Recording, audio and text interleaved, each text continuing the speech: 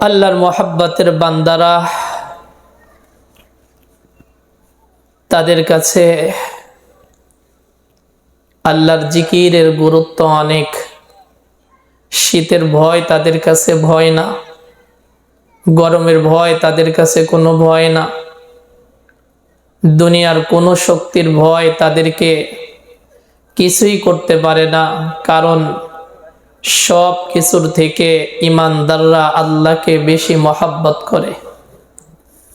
আপনারা যে আল্লাহকে ভালোবাসেন, মহব্বত করেন, নবীকে মহব্বত করেন, তার প্রমাণ হলো এই প্রচণ্ড শীতের ভিতরে আরামের বিছানা ত্যাগ করে শুধু জিন্দেগির গুনাহ মাফ করানোর উদ্দেশ্যে আল্লাহকে যে ভালোবাসেন, নবীকে যে ভালোবাসেন, এটা প্রকাশ করার জন্য এই ময়দানে এসে বসে গেছেন।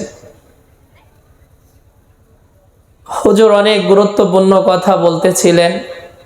বড়দের কথা তো বড়ই হয়, ভাঙা ভাঙা কথা, কিন্তু কথার ভিতরে অনেক নূর, অনেক দামি কথা। আল্লাহ তাআলা হযরতের নেক হায়াত দারাজ করে দিক, হায়াতের মধ্যে বরকত বাড়ায়া দিক, আমলের মধ্যে বরকত বাড়ায়া দিক।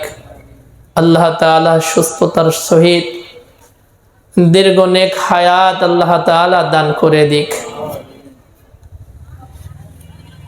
তো এই পর্যায়ে আল্লাহ তাআলা আমার মতো অযোগ্যকে আপনাদের সামনে কিছু সময়ের জন্য বসিয়েছেন।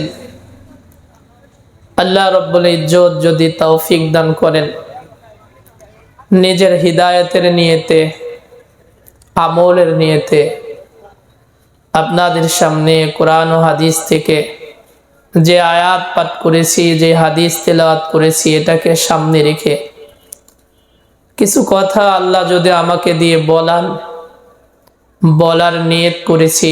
আপনারাও আমলের নিয়তে শোনার চেষ্টা করবেন, কান লাগায় শুনবেন, যেন আল্লাহ বক্তা শ্রোতা সকলকে যেন আমলের তৌফিক দান করে দেন।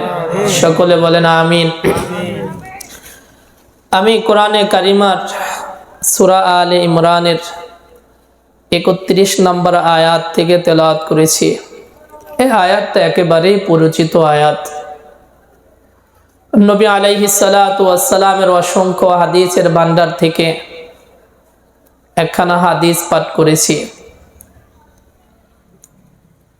আয়াতের ভিতরে হুজুর বলতেছিলেন, আল্লাহকে যে ভালোবাসি, এটা তো বলা দরকার যে আল্লাহ আমি আপনাকে ভালোবাসি।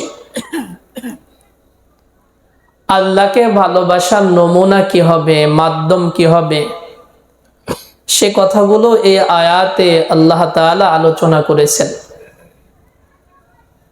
হুজুরের আলোচনার সাথে মিল রেখেই আমি কোরআনে কারিমার এই আয়াত তেলাওয়াত করেছি।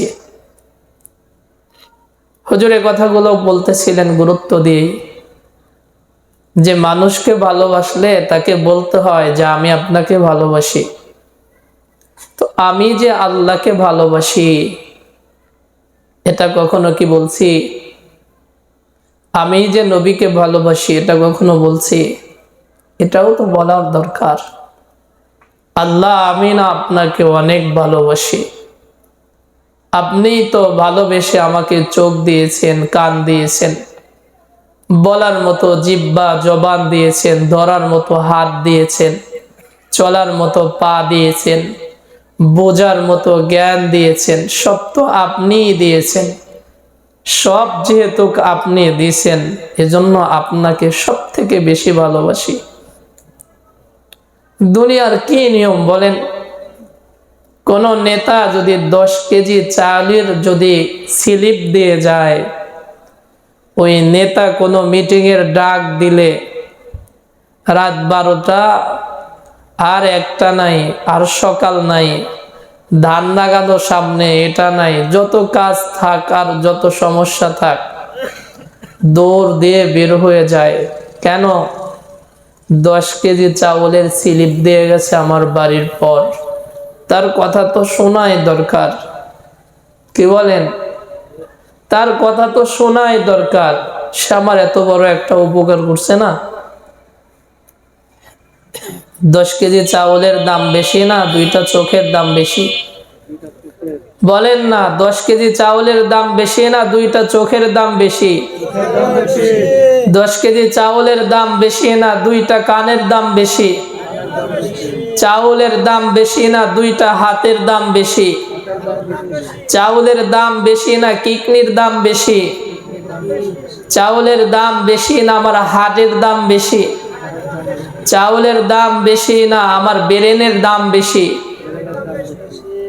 তো এত কিছু যিনি দিলেন, এত কিছুই যিনি দিলেন, বিনিময়ে তিনি মনে হয় আমার থেকে কিছু পায় না? কিছু পায় না মনে হয়? পায় কিছু। এটা যদি বুঝে যারা, এরা আল্লাহকে শুধু খুঁজতে থাকে।